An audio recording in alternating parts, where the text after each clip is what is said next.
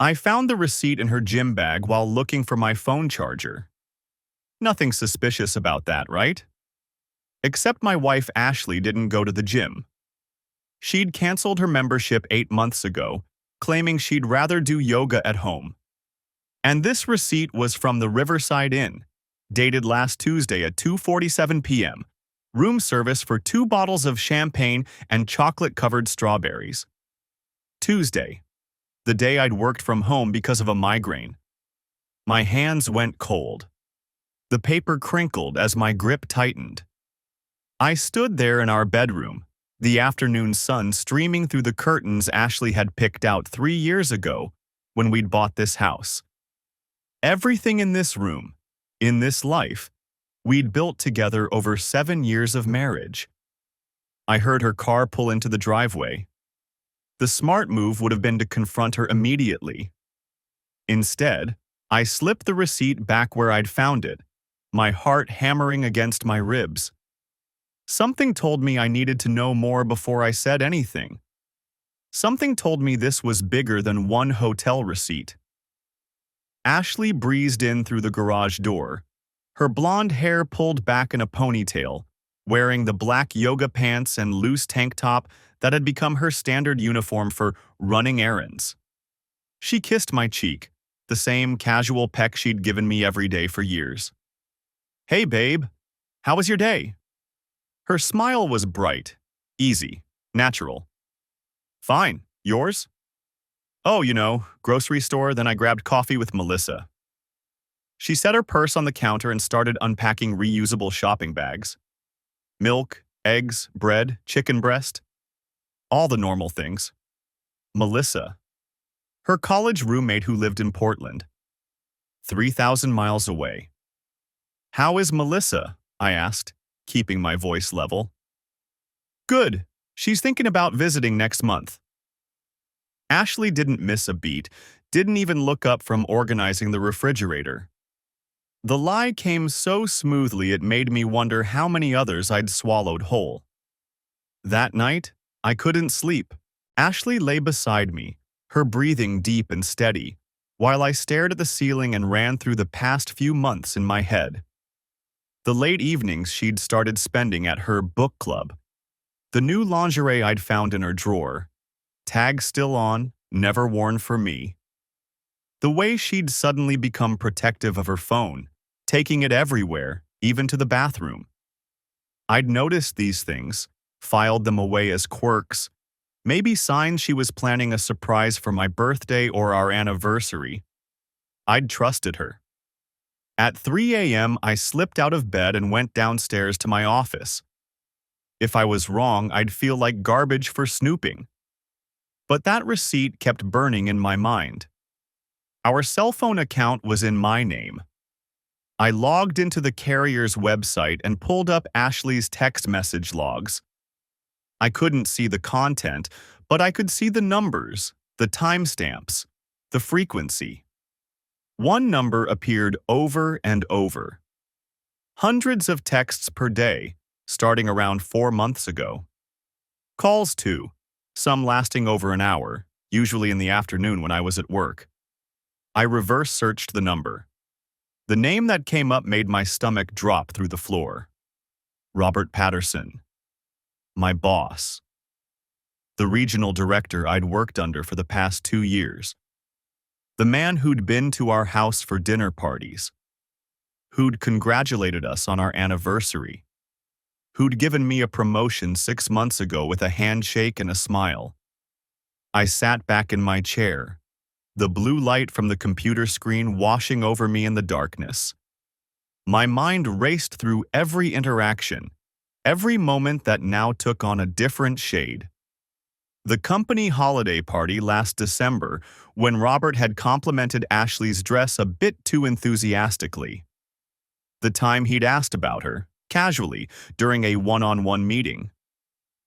"How's that beautiful wife of yours?" I'd been flattered, proud even. The promotion. 6 months ago, right around when the text started. My hands balled into fists. Was my career advancement the price of my wife's affair? Had Robert promoted me as some sick justification or worse, as a way to keep me busy, distracted, working longer hours while I forced myself to breathe. I needed evidence. Real evidence. If I was going to blow up my life, my marriage, my career, I needed to be absolutely certain. The next morning, I called in sick to work. Ashley seemed surprised. "Are you okay? You never take sick days." "Just not feeling great. Might be coming down with something." The lie tasted bitter. "Want me to stay home? I can cancel my plans." No, I'll probably just sleep." "What plans do you have?" "Just meeting up with some of the girls for lunch." She kissed my forehead, playing the concerned wife. "Text me if you need anything." I waited until her car disappeared down the street, then I moved. Her laptop was in the home office. She usually took it with her, but today she'd left it behind. I knew her password. It was our wedding date. Another small knife twist. The laptop opened to her email. I felt dirty doing this, invading her privacy, but the receipt and phone logs had already shattered any illusions I had left. Her personal email was clean. Too clean. But then I noticed she'd set up a second account, one I'd never seen before. It wasn't logged in, but the username was saved in the browser's autofill. Ashley Secret 2024. The password manager didn't have it. I tried our wedding date. Wrong. Her birthday. Wrong. My birthday. Wrong. Then, on a hunch that made me feel sick, Robert's birthday. I'd had to sign his card enough times at the office to know it. The account opened. The inbox loaded slowly, each email materializing like a small detonation. I scrolled past the welcome message, past notifications from some boutique hotel in the city. My eyes caught on subject lines that made my stomach turn. "Last night. From Robert. Sent 3 days ago.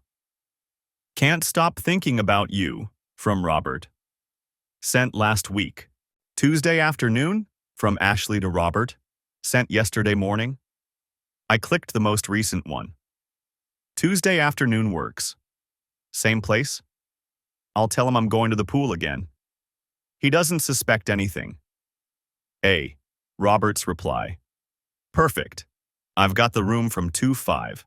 Bring that red thing I like." I sat back in the chair. The pool.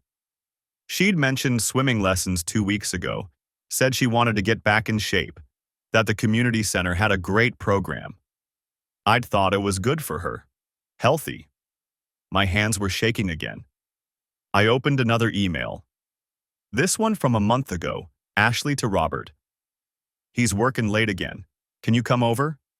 I'll leave the garage unlocked."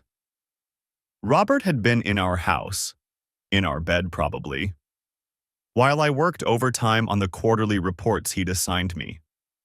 I clicked through more emails, my jaw clenched so tight it ached. There were dozens, hundreds maybe, planning meetups, exchanging photos I didn't open, coordinating schedules around my work calendar. She'd forwarded him my schedule. My own calendar, shared with her so she'd know when I'd be home, weaponized against me. One email stood out. From Robert to Ashley, dated 6 months ago. "I talked to the executive committee. They approved his promotion. Regional Associate Director, effective immediately. He'll be thrilled. You were right. He's been working toward this for years. Celebration dinner at our place Friday. Linda would love to see you both." Ashley's response. "You're amazing. He's going to be so happy. Friday works. I'll bring dessert. Can't wait to see you." XO. I read it 3 times. The promotion. My promotion. The one I'd worked 6 years for, the one I'd stayed late countless nights to earn, the one I'd celebrated with Ashley over expensive wine at that Italian place downtown. Robert had approved it right as the affair started. Or maybe the affair had started first. Maybe my promotion was the consolation prize for being the oblivious husband. I stood up, paced to the window. The sun was higher now, warming the street. Mrs. Caldwell across the way was getting her mail. Normal Tuesday morning in the suburbs. I pulled out my phone and took photos of the screen. Every email, every message. I forwarded the entire inbox to my personal account, then deleted the sent message from Ashley's trash folder. Then I saw the folder labeled Pool. I clicked it. Membership confirmation for the Riverside Community Center. Pool pass purchase receipts. She'd bought a 10-visit pass 3 weeks ago. Locker rental agreement. Everything looked legitimate. Except there was another email buried at the bottom. From someone named Trent Hughes with a Riverside Community Center address. Ashley, confirming your private lane reservations. Tuesdays 2 to 4 p.m., Thursdays 3 to 5 p.m. As discussed, I'll make sure the area stays clear. Looking forward to working with you. Trent, head lifeguard. Her reply. Perfect, thank you so much. See you Thursday. Private lane reservations. She was actually going to the pool. I sat down hard, my mind racing. The hotel emails were damning, but they were sporadic. Once a week, maybe twice. The pool was regular, scheduled. Tuesdays and Thursdays, every week. I opened my browser and pulled up the Riverside Community Center website. Public swim hours were listed clearly. Monday through Friday, 6 a.m. to 8 p.m. Open to all members, no private reservations mentioned.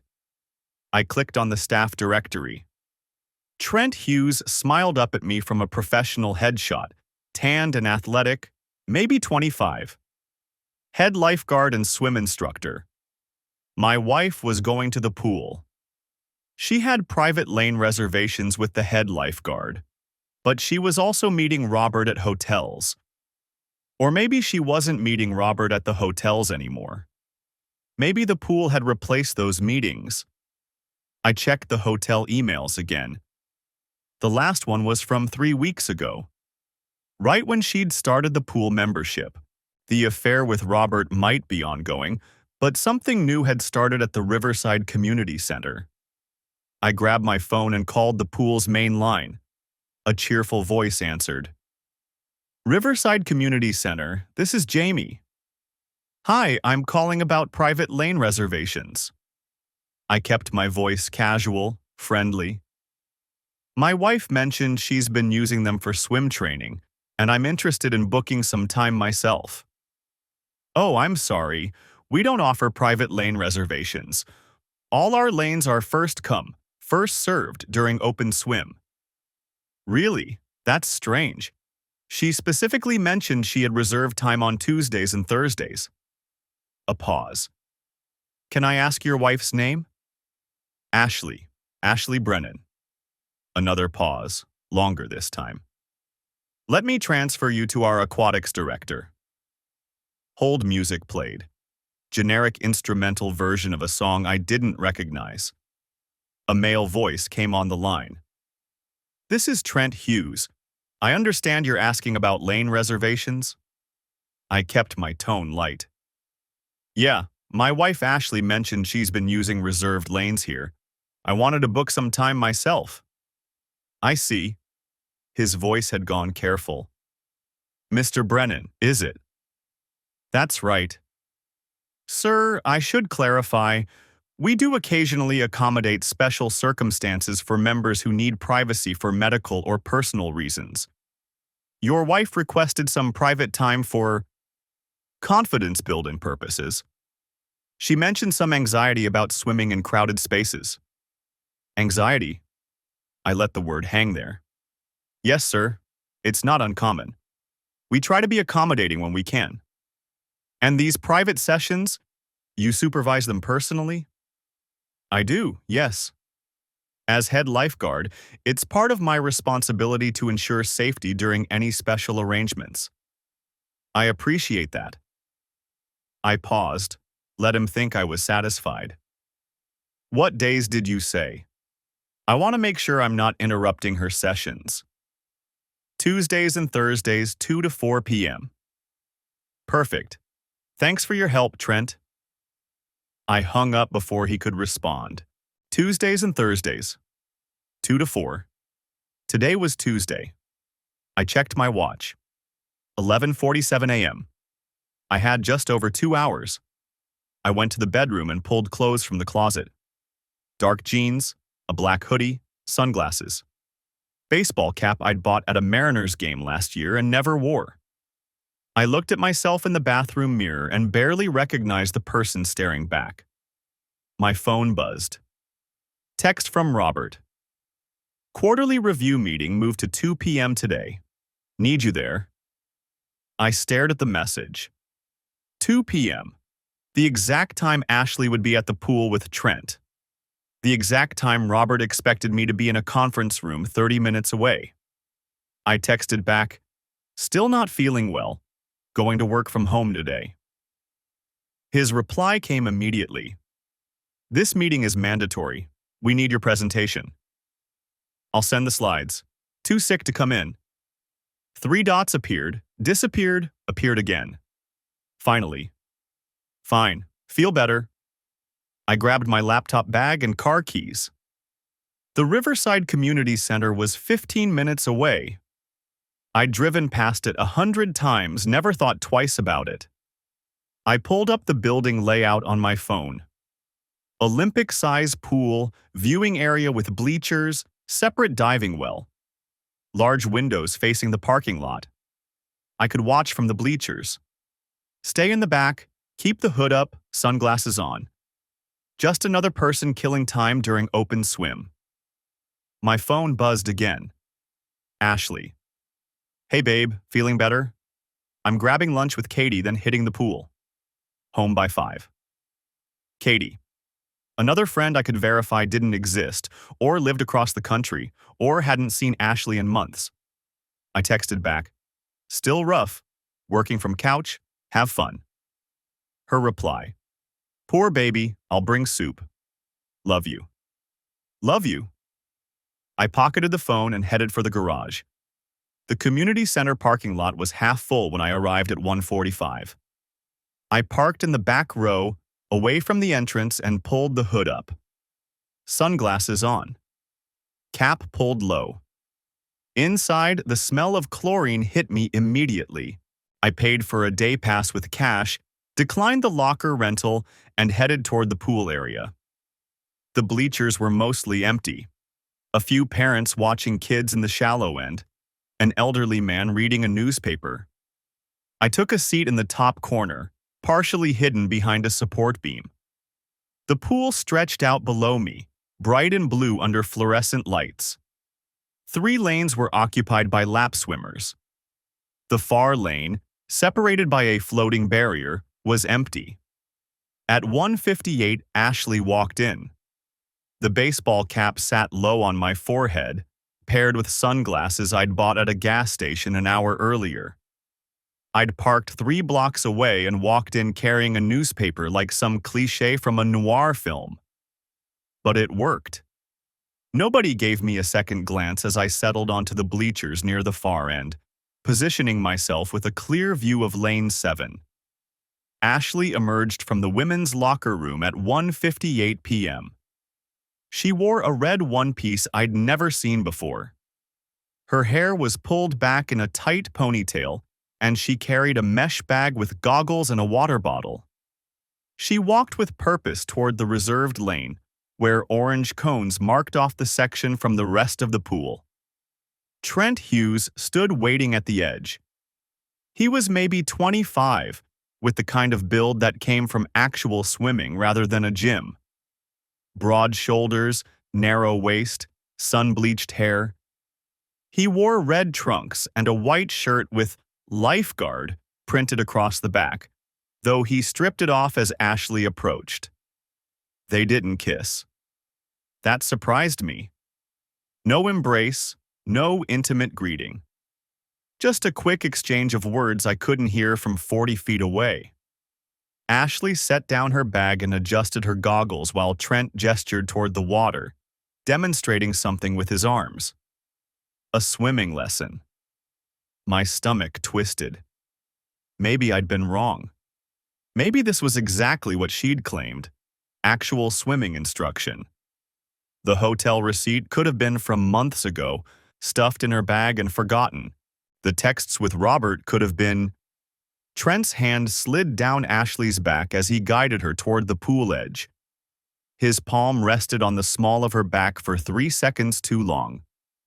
His thumb traced a small circle against the red fabric before dropping away. Ashley laughed at something he said. I gripped the newspaper hard enough to crumple it. They entered the water together, Trent diving smoothly while Ashley used the ladder. He surfaced near her, treading water while she adjusted to the temperature. Then the lesson began. For 20 minutes, I watched him position her arms, correct her breathing, demonstrate strokes she mimicked with varying success. His hands were on her constantly, adjusting her elbow, supporting her back, guiding her hips into proper alignment. Professional touches mostly, the kind a swim instructor might reasonably make, except for the moments they weren't. When he pulled her close to demonstrate body position, his chest pressed against her back longer than necessary. When he helped her practice flip turns, his hands lingered on her waist. When she surfaced laughing after swallowing water, he brushed wet hair from her face with a tenderness that made my jaw clench. At 2:35 p.m. they took a break. Ashley hoisted herself onto the pool deck, breathing hard. Trent followed, sitting close enough that their thighs touched. They talked in low voices, heads bent together. Ashley reached into her mesh bag and pulled out her phone. The one I knew had a passcode I'd never cracked. She showed him something on the screen. Trent leaned in to look, his shoulder pressing against hers. Whatever he saw made him grin and shake his head. Ashley said something that made him laugh outright, then tucked the phone away. That's when I saw the attendant. A woman in her 50s with graying hair approached the reserved lane carrying a clipboard. She wore the same polo shirt as the front desk staff. Trent noticed her and stood, walking over to intercept her before she reached Ashley. I couldn't hear their conversation, but I watched Trent's body language shift. Professional, apologetic. He gestured toward Ashley, then toward his watch, then shrugged with his palms up. The attendant frowned, made a note on her clipboard, and walked away. Trent returned to Ashley and said something that made her face tighten.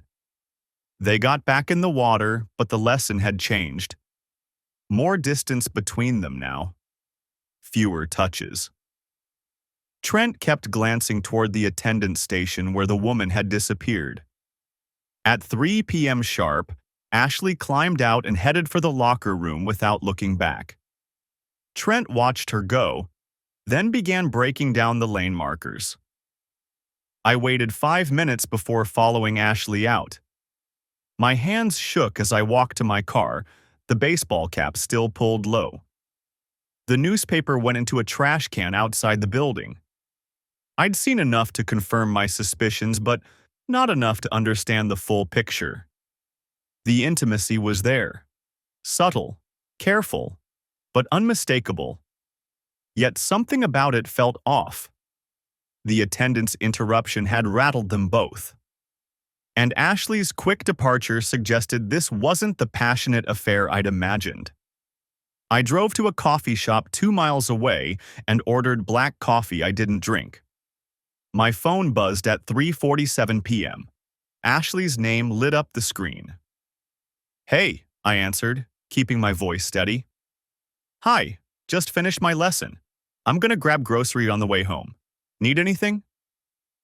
The lie came so easily, so casually, like she'd practiced it 100 times. "We're low on coffee," I said. "Got it. Love you." She hung up before I could respond. I sat in the coffee shop until 4:30 p.m., then drove to the pool. The afternoon session had ended, replaced by evening lap swim. Different lifeguard on duty, a teenager who looked bored out of his mind. The front desk attendant was the same woman who'd interrupted Trent and Ashley earlier. I approached with my most harmless smile. "Hi, I'm thinking about signing up for private swimming lessons. My wife mentioned she's been taking them here." The woman looked up from her computer. "We offer group lessons on Saturdays, but private instruction requires special arrangement." "Right? She's been working with Trent Hughes, Tuesday and Thursday afternoons?" Something flickered in her expression. "Mr. Hughes is our head lifeguard. He occasionally provides private instruction during his shifts, though it's not technically part of his duties." "Occasionally?" "We've had to speak with him about it." She chose her words carefully. "Private lessons should be scheduled through our aquatics director and take place during designated instruction hours, not during his regular shifts when he's supposed to be monitoring all swimmers." "I see." I leaned against the counter like we were just chatting. "Has this been going on long?" I really shouldn't discuss other members' activities, but her tone suggested she wanted to. "If you're interested in lessons, I can give you the aquatics director's number." "That would be great." I pulled out my phone. "Just curious, when you say you've had to speak with him, is that because of safety concerns?" She glanced around the empty lobby, then lowered her voice. "Between you and me, it's inappropriate. He's using pool resources for personal gain. Those lane reservations are supposed to be for competitive swimmers or therapy patients, not private lessons he's conducting off the books." "Off the books?" "No payment records through the facility, which means either he's doing it for free." Her expression made clear what she thought of that possibility. "Or they have some other arrangement." My pulse hammered. "What kind of arrangement?" She straightened, professional mask sliding back into place. "I really can't speculate. Here's the aquatics director's card. He can set you up with proper instruction." I took the card. "Thanks. One more question. How long have these Tuesday-Thursday sessions been happening?" "About 3 weeks." She turned back to her computer, conversation over. I walked out into the parking lot as the sun dropped toward the horizon. 3 weeks. Exactly when the hotel meetings with Robert had stopped. My phone buzzed again. Robert's name this time. "Hey, feeling better?" His voice carried false concern. "Yeah, must have been something I ate." "Good, good. Listen, I need you in the office tomorrow morning. We've got the quarterly review and I need your numbers." "I'll be there." "Great. And hey," he paused. "Ashley mentioned you two might join us for dinner this weekend. Claire's been wanting to have you over." Claire? His wife? Who had no idea her husband had been screwing my wife in hotel rooms for 4 months. "Sounds good," I managed. "I'll check with Ashley." I ended the call and sat in my car, watching the pool's glass doors. The pieces were connecting, but the picture they formed made no sense. Ashley had moved from Robert to Trent, from hotel rooms to pool lanes, from a regional director to a 25-year-old lifeguard. Why? My phone buzzed with a text from Ashley. "Grabbed your coffee, home in 20. Want me to start dinner?" I stared at the message, then at the pool facility, then at the business card in my hand. Tomorrow, I'd call the aquatics director. Tonight, I'd smile and eat whatever dinner Ashley prepared and pretend I didn't know my wife was a stranger. But first, I had one more stop to make. I drove home with my hands locked on the steering wheel, knuckles bone white. The attendant's words kept looping in my head. Private arrangement. After hours. Not supposed to. Ashley had graduated from screwing my boss to some 25-year-old lifeguard who bent the rules for her. The pattern was almost funny. Almost. My phone buzzed at a red light. Ashley. Running late tonight. Pool maintenance meeting. Don't wait up. I stared at the text until the car behind me honked. Pool maintenance meeting. She didn't even bother crafting good lies anymore. I texted back. No problem. Love you. The words tasted like ash. At home, I went straight to my office and pulled up the pool's public schedule on their website. Regular hours ended at 9 p.m. weekdays. I checked Ashley's location history again. She'd been at the pool until nearly 11 last Tuesday. And the Tuesday before that. After hours. Private arrangement. I needed more than an attendant's nervous confirmation. I needed proof that would hold up when I torched everything to the ground. My lawyer's card sat in my wallet, where I'd kept it since yesterday. Gregory Walsh, divorce specialist. I'd called him this morning, laid out the basics. Cheating wife, boss involved, evidence collected. He'd listened without interrupting, then said, document everything, photos, timestamps, witnesses. The more airtight, the better your position. I pulled out my phone and started a new folder. Evidence pool. Then I opened Amazon and ordered a small waterproof camera, the kind hikers clip to their backpacks. 1-day shipping. It would arrive tomorrow. Ashley came home at 10:47 p.m. I was in bed, lights off, pretending to sleep. I heard her shower running for 20 minutes.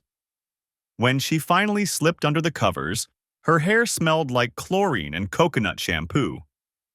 She curved against my back, one arm draping over my ribs. You awake? She whispered. I kept my breathing steady, deep. After a moment, she withdrew and rolled to her side. I lay there in the dark, feeling the space between us like a canyon. The camera arrived Wednesday at noon in discreet packaging. I tested it in the bathroom. Decent resolution, good low-light performance, silent operation. Small enough to fit in my jacket pocket. That evening, Ashley announced she had another lesson at 7. You're really committed to this swimming thing, I said from the couch, not looking up from my laptop. Well, Trent says I'm improving. She checked her reflection in the hallway mirror, adjusting her ponytail. He thinks I could do a triathlon by summer. That's great. I kept my voice flat, neutral. Proud of you. She kissed the top of my head. You're sweet. I'll be back by 9:30. The garage door closed behind her at 6:52 p.m. I gave her a 10-minute head start, then grabbed my keys. The community center parking lot was half full when I arrived. Through the glass walls, I could see the main pool, lanes occupied by evening lap swimmers, a few kids in the shallow end with parents. Normal, public. I stayed in my car, camera ready, watching. Ashley's Lexus was parked 3 rows over. I'd spotted it immediately. At 8:45, the overhead lights in the main pool area dimmed slightly. Swimmers began filtering out, grabbing towels, heading to the locker rooms. By 9:10, the pool was empty, except for one lifeguard doing a final sweep. Not Trent. A younger guy, maybe 20, skinny with red swim trunks. The main lights shut off at 9:15. Only emergency lighting remained, casting the pool in dim blue-white. I was about to give up when I noticed movement through a side window, a different section of the building. I got out of my car and moved closer, staying in the shadows near the building's east side.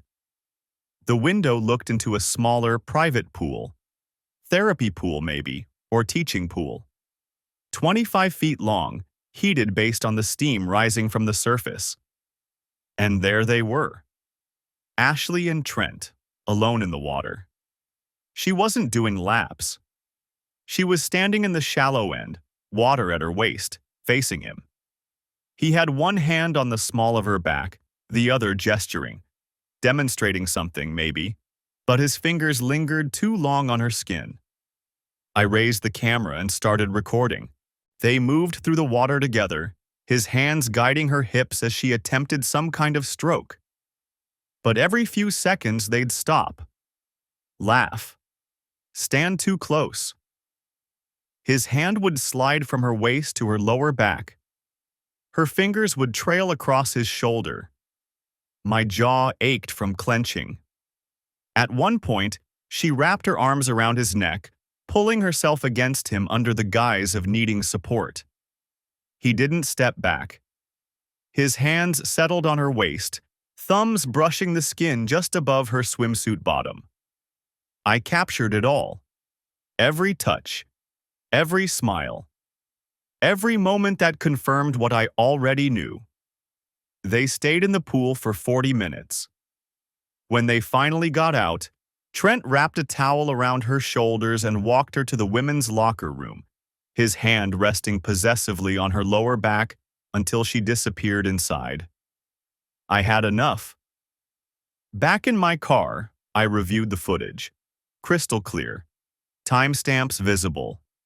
Unmistakable intimacy. I forwarded the files to Gregory Walsh with a brief message. Additional evidence. Let me know what else you need. His response came within minutes. This is solid. We should meet tomorrow to discuss next steps. Can you do 2 p.m.? I'll be there. Ashley arrived home at 10:35, hair damp, smelling like chlorine and lies. How was it? I asked from the kitchen table, where I'd been sitting with my laptop open to nothing in particular. Good. Trent really pushed me tonight. I'm exhausted. She dropped her gym bag by the stairs. I'm gonna shower and crash. Sounds good. She paused at the bottom of the stairs, studying me. You okay? You seem, I don't know, distant lately. I met her eyes.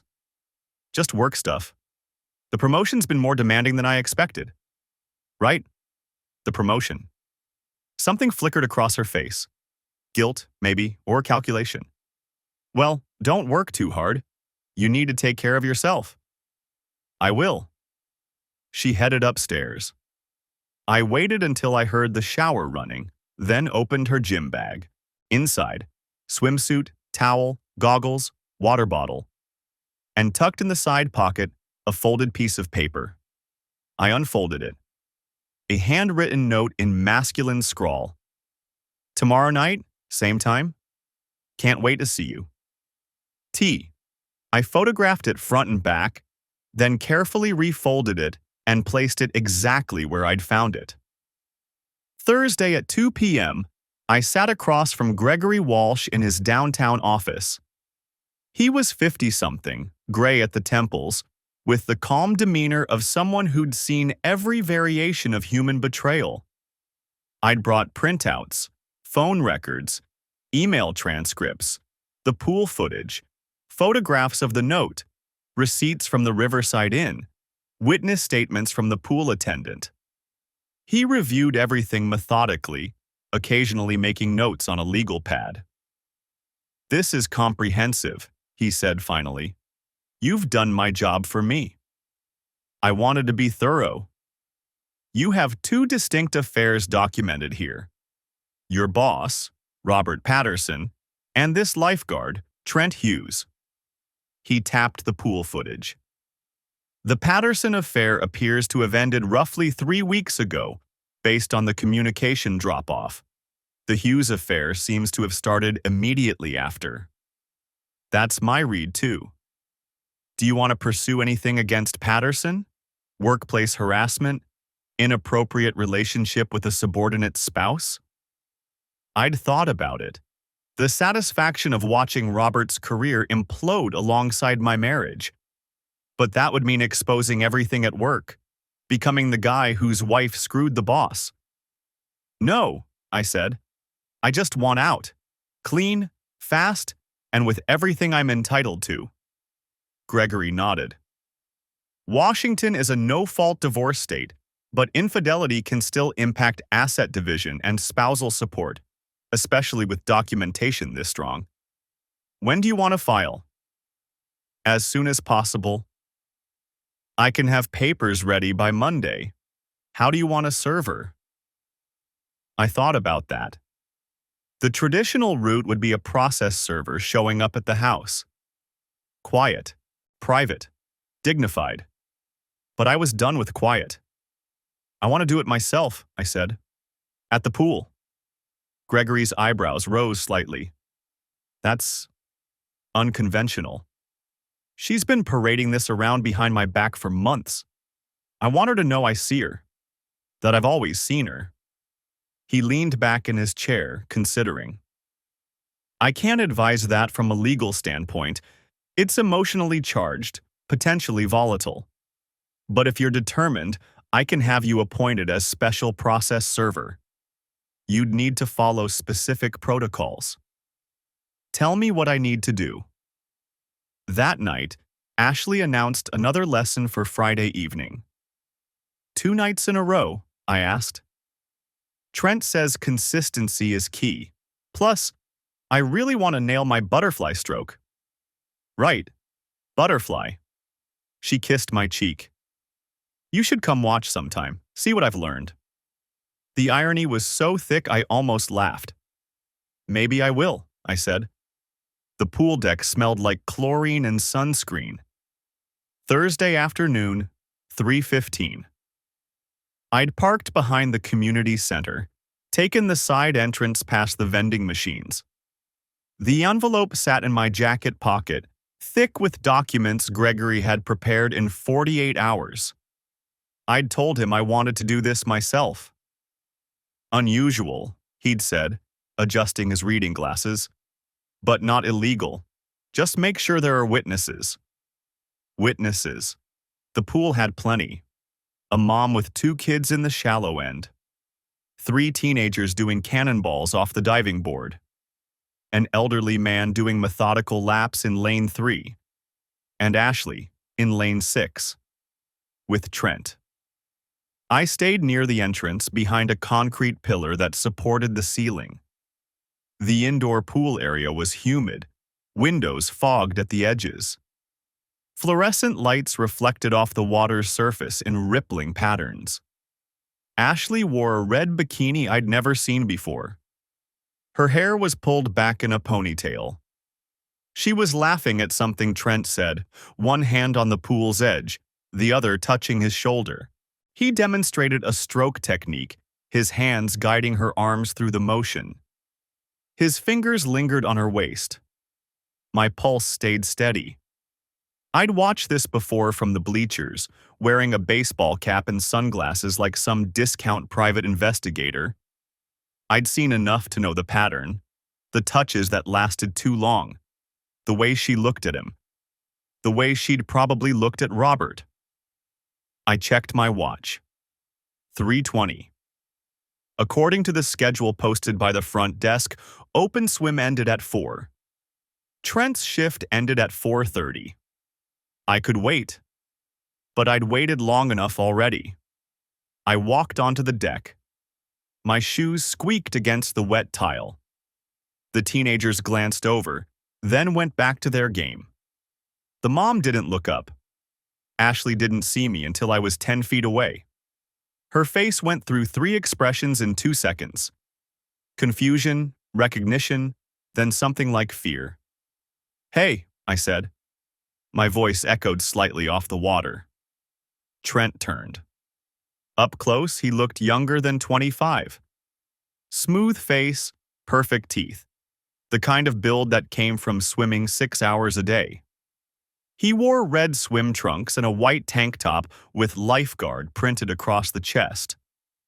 "Can I help you?" he asked. Professional smile. No idea who I was. Ashley had gone pale under her tan. "What are you doing here?" "Bringing you something." I pulled the envelope from my jacket. "Didn't want to wait until you got home?" her eyes fixed on the envelope. What is that? Divorce papers. I held them out. You've been served. The words hung in the humid air. Trent's smile disappeared. Whoa, man, I think you should probably stay out of this, I said, not looking at him. Unless you want to be named in the adultery documentation, which you already are, but I'm trying to be civil. Ashley grabbed the pool's edge. Water dripped from her elbows. You can't just... I can. I did. Gregory Walsh, family law attorney, filed everything Tuesday morning. You'll find copies of the evidence attached. Photos, timestamps, witness statements.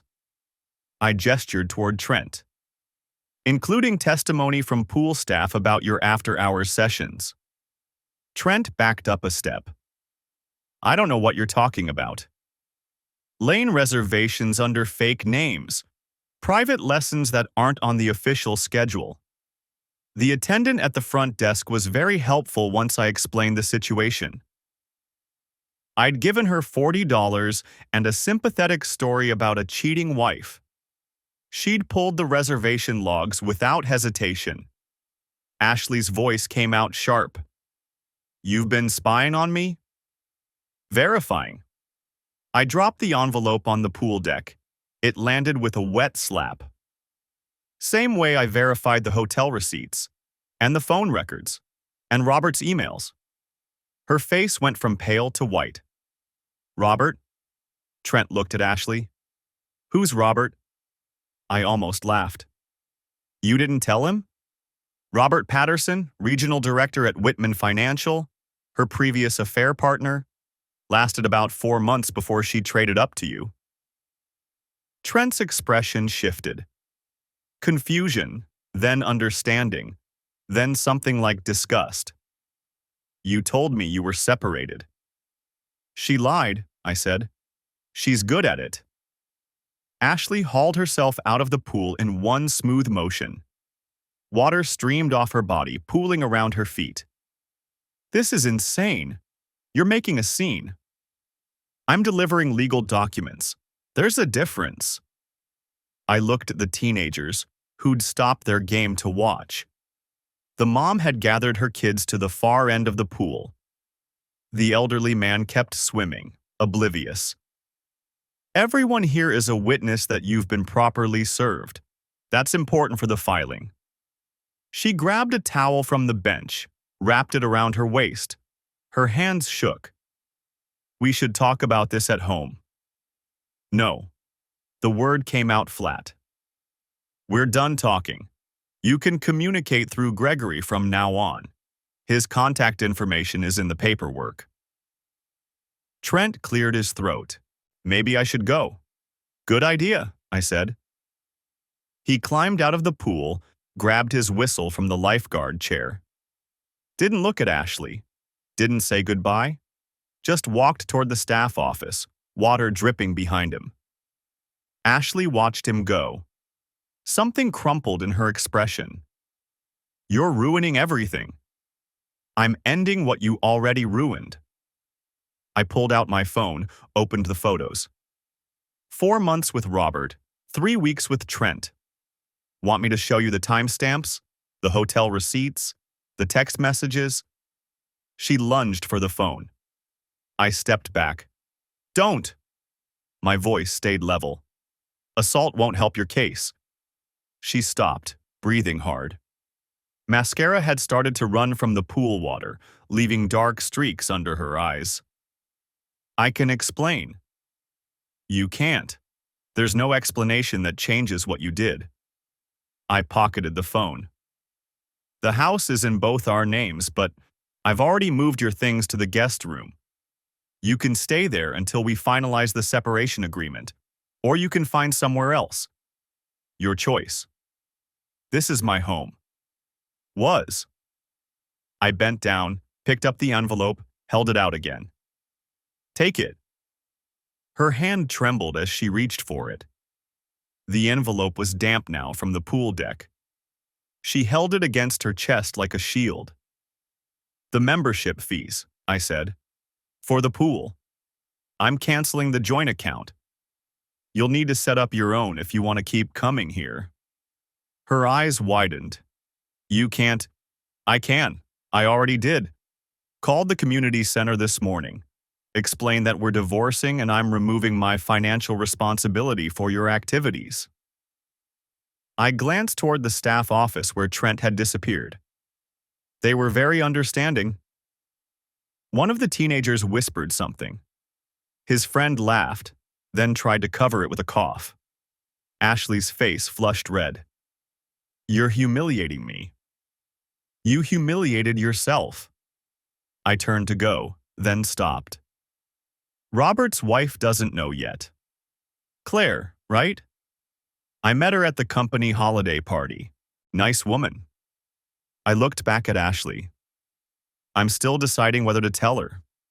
Might depend on how cooperative you are with the divorce terms. Her mouth opened, closed. No words came out. I walked toward the exit. My shoes squeaked again on the wet tile. Behind me, I heard Ashley say something, but the words were muffled by the pool's acoustics. I didn't turn around. The hallway outside the pool area was cooler, drier. I could still smell chlorine on my clothes. My hands were steady. My breathing was normal. I'd done it. The front desk attendant looked up as I passed. Young woman, maybe 22, with a nose ring and blonde highlights, the one who'd shown me the reservation logs. Everything okay? She asked. Fine, just delivered some papers. I pulled out my wallet, handed her my business card. If anyone asks about lane reservations or private lessons, you can refer them to my attorney. His number's on the back. She took the card, read it, nodded slowly. Got it. Thanks for your help the other day. No problem. She hesitated. For what it's worth, I always thought something was weird about those late sessions. Trent's usually pretty professional. Not professional enough. I pushed through the front doors into afternoon sunlight. The parking lot was half full. A group of kids ran past with pool bags, shouting about who got to use the diving board first. My car was where I'd left it, tucked between a minivan and a pickup truck. I sat in the driver's seat, door still open, and let the adrenaline drain. My phone buzzed. Text from Gregory. Status? I typed back. Served. Witnessed. She has the papers. 3 dots appeared, then... Good. Come by tomorrow. We'll discuss next steps. I closed the phone. Started the engine. Pulled out of the parking lot without looking back at the community center. Done. The pool deck had gone silent except for the dripping.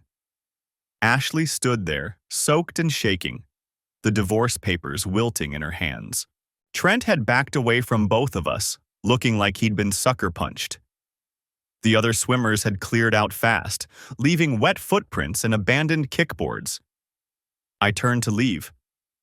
Let her stand there. Let everyone see. Wait! Her voice cracked. Please, just... I kept walking. It's not what you think. That stopped me. I turned back slowly. Not what I think. Ashley, I have months of evidence. Phone records, emails, video, witnesses. She glanced at Trent, then back at me. Her mascara had started running, black streaks down her cheeks. Robert, it wasn't an affair. Not really. Not really. I repeated the words flatly. He was blackmailing me. The pool attendant, a college-age kid named Dylan, had been pretending to organize towels. His hands went still. Blackmailing you, I said. With what? Ashley's eyes darted around, looking for an exit, a lifeline. From before we met. There were photos. From when I was younger. I did some modeling work and... Stop. I held up one hand. I've read the emails, Ashley. All of them. The ones where you called him baby and talked about how good the Riverside Inn was. The ones where you planned to meet him during my business trip to Dallas. Her mouth opened, closed. I've seen the texts where you told him you loved him, where you sent him pictures, recent pictures, that you definitely took yourself. I kept my voice level, clinical. So please don't insult me further with some blackmail story you're making up on the spot. Trent stepped forward. She told me she was separated, that you two were just living together still. I turned to him. Sharing a bed? Going to my company's holiday party together 3 weeks ago? His face went pale. 3 weeks? Yeah? I looked back at Ashley. Want to tell him about New Year's Eve? How we went to the Mitchells' party? How you kissed me at midnight while you were texting Robert about meeting up the next day? Ashley's hands were shaking hard enough that the papers rustled. You don't understand the pressure I was under, the expectations. You got promoted and suddenly everything was about your career, your success. I got promoted because my boss was sleeping with my wife. The words came out harder than I'd intended. He approved it while you were in his bed. That landed. I saw it hit her. Saw her realize I knew about the timeline. Did you ask him to? I continued. Was that the deal? Sleep with a regional director and get your husband moved up? No! She actually looked horrified. God, no! It wasn't. We didn't. Then what was it? I stepped closer. Because I've been trying to figure this out. Was it the excitement? The risk? Did you get bored with me? She was crying now. Real tears mixing with the chlorine water dripping from her hair. I don't know. I don't know why I did it. It just happened and then I couldn't stop and then you moved on to him. I gestured at Trent. What, Robert got too complicated? Too many chances of getting caught at the office? Trent looked like he wanted to disappear into the pool drain. When did it end with Robert? I asked. I'm curious about the timeline. Ashley wiped at her face. 6 weeks ago. That tracked with when the texts to his number had stopped, when the swimming lessons had started. Did he end it, or did you? He did. Her voice was barely audible. His wife almost found out. She saw a charge from the Riverside Inn on their credit card and he said it was too dangerous. So you went looking for a replacement. I looked at Trent. How long? 5 weeks, he said quietly. He wouldn't meet my eyes. She came to the adult swim class, said she wanted to learn proper technique. Proper technique? I almost laughed. And you believed she was separated? She showed me an apartment listing. He ran a hand through his hair. Said she was looking for a place. That the marriage had been over for a year, but you two were waiting until after the holidays to tell people. Ashley flinched. Let me guess, I said to her. You were going to string him along for a few months, then make up some story about reconciling with me?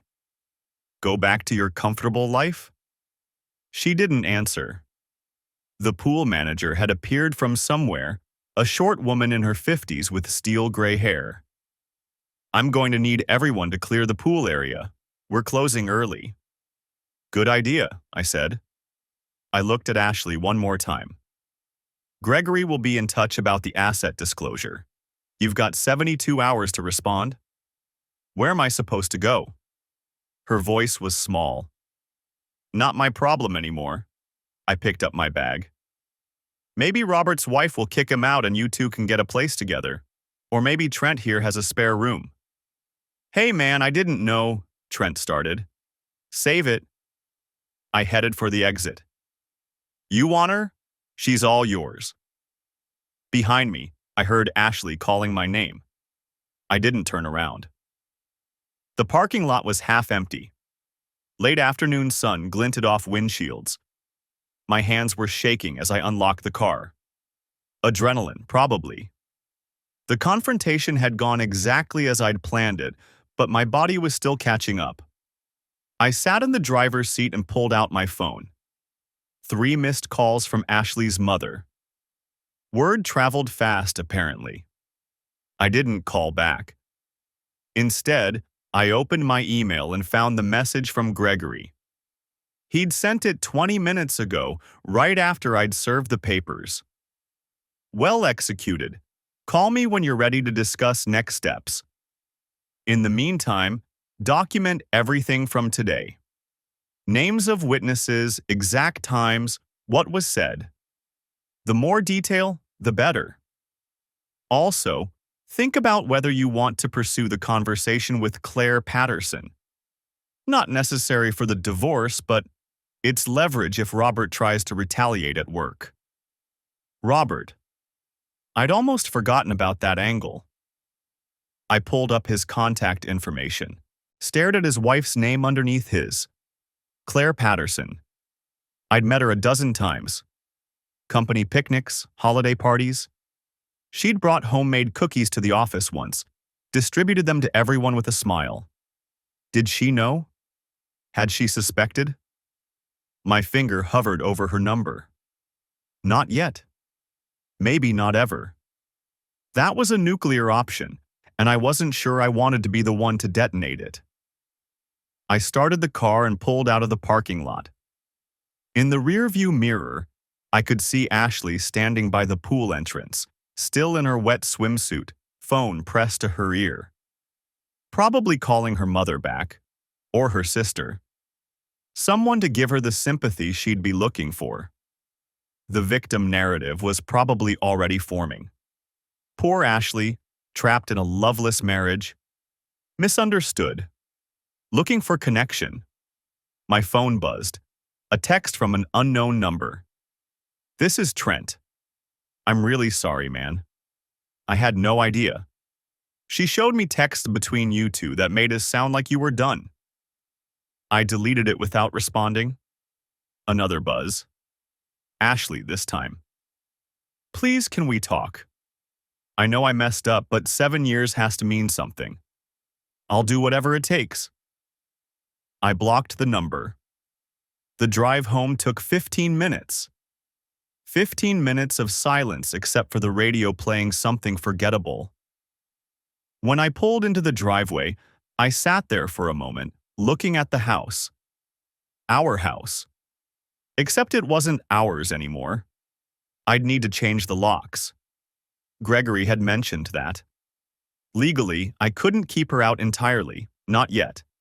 But I could make it harder for her to come and go freely.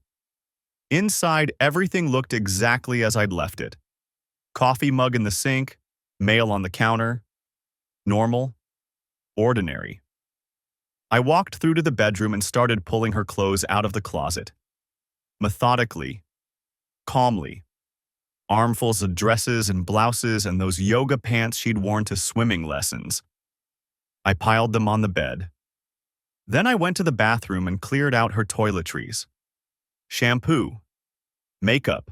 The expensive face cream she'd special ordered online. All of it went into garbage bags. By the time I finished, I had 6 bags lined up in the garage. Her entire presence reduced to black plastic and twist ties. My phone rang. Gregory. How'd it go? He asked. Exactly as planned. Good. Listen, I've been thinking about the timeline. If she's been living in the marital home this whole time, we need to be careful about how we handle the separation. You can't just lock her out.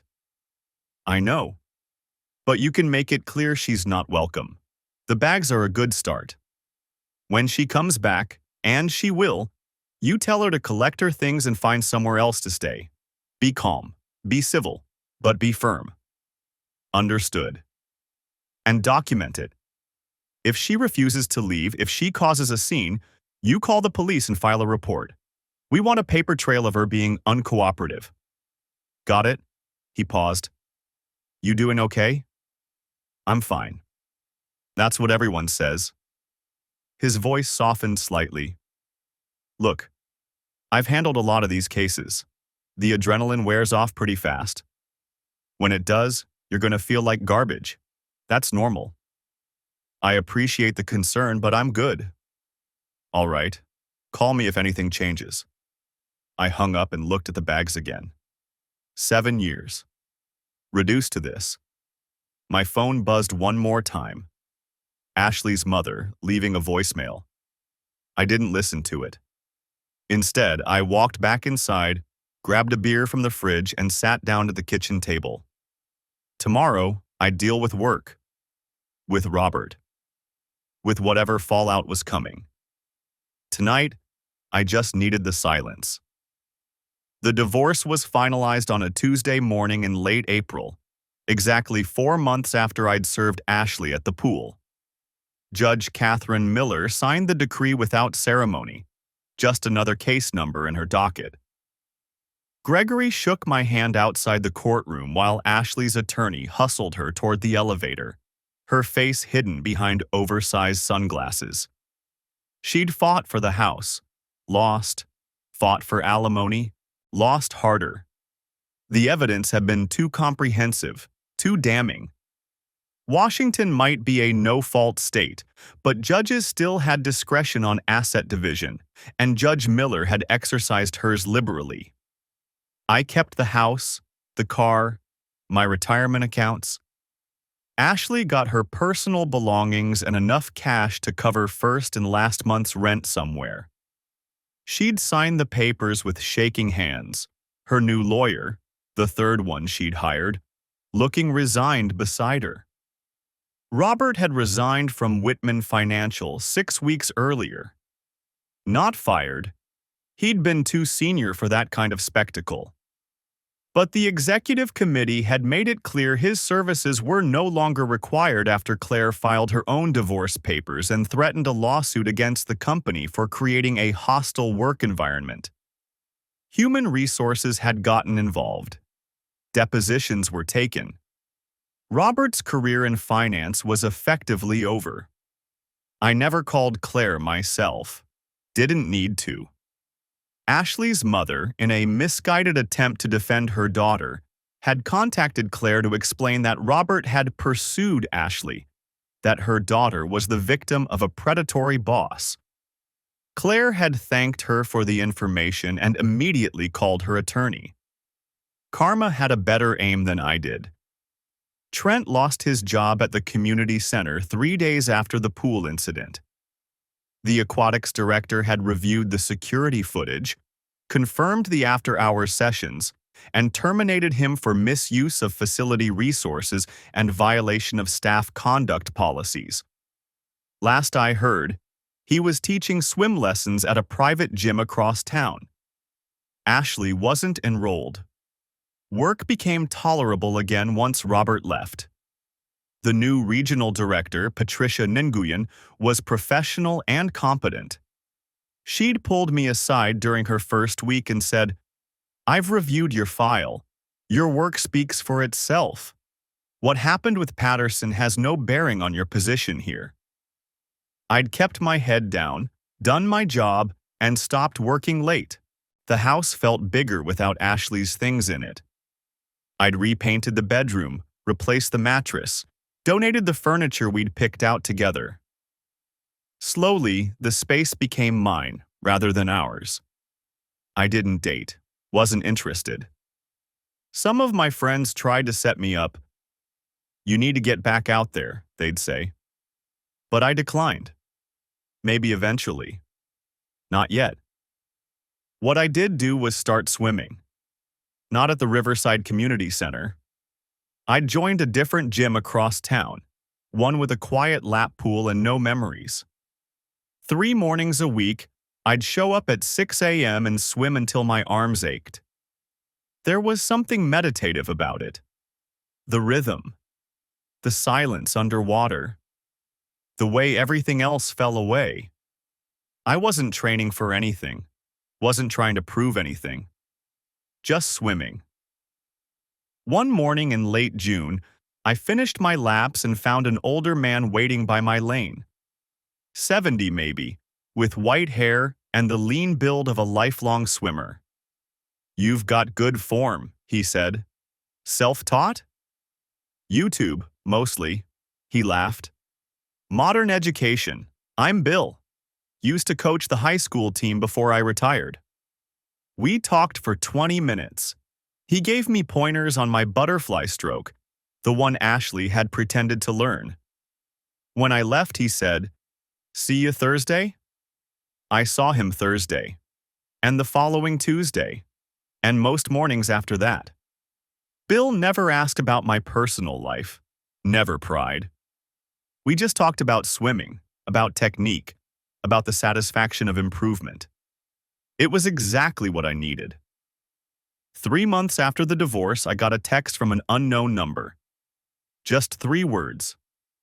"I'm sorry. A." I stared at it for a long time. Thought about responding. Thought about all the things I could say.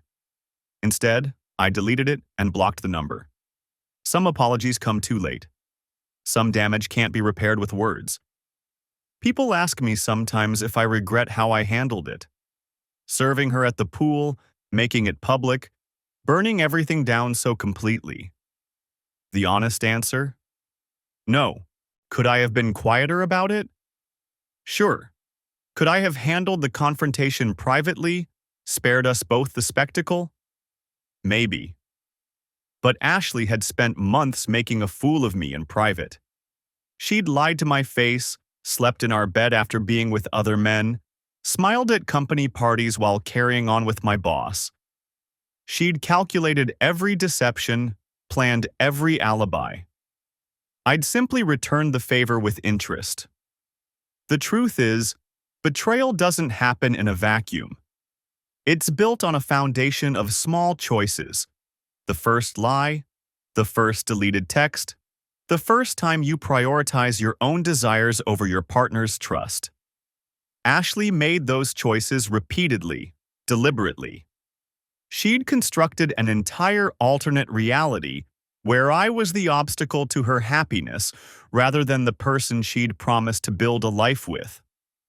I didn't destroy our marriage. I just stopped pretending it existed. What I learned from all of it is simpler than I expected. Trust isn't something you give blindly. It's earned through consistency, through honesty, through the 1,000 small moments when someone chooses integrity over convenience. Ashley had failed that test long before I'd found the receipt in her gym bag. And I'd failed it too, in a different way. I'd ignored the signs because confronting them was uncomfortable. I'd accepted weak explanations because challenging them meant acknowledging something was wrong. I'd chosen the comfort of ignorance over the difficulty of truth. We were both architects of the ending. She built it with lies. I built it with willful blindness. The difference is, I learned from it. On a Saturday morning in October, almost a year after everything fell apart, I was at the farmer's market buying coffee when I saw her. Ashley, standing at a produce stand, examining tomatoes. She looked different. Shorter hair, less makeup, wearing jeans and a sweater instead of the carefully curated outfits she used to favor. She looked tired. She saw me at the same moment. Our eyes met across 20 feet of crowd. I waited for something. Anger, maybe. Satisfaction. The urge to say something cutting. Instead, I felt nothing. She was just another person at the market, a stranger who used to be familiar. I nodded once, acknowledgement, not greeting, and turned toward the coffee stand. She didn't follow. That's when I knew I was actually done. Not just legally, not just logistically, but emotionally. The woman I'd married didn't exist anymore if she ever had. And the man who'd married her, the one who'd ignored red flags and accepted easy lies, he was gone too. What remained was simpler, clearer. I bought my coffee, walked back to my car, and drove home to the house that was finally, completely mine. The afternoon stretched ahead, empty and full of possibility. I decided to go swimming. The moral, if there is one, isn't complicated. You can't build anything lasting on a foundation of lies. Not a marriage, not a career, not a life. Eventually, the weight of deception collapses everything. It's just a question of when and how much damage it does on the way down. Ashley chose deception. I chose truth, even when it was ugly. And in the end, ugly truth beats beautiful lies every single time.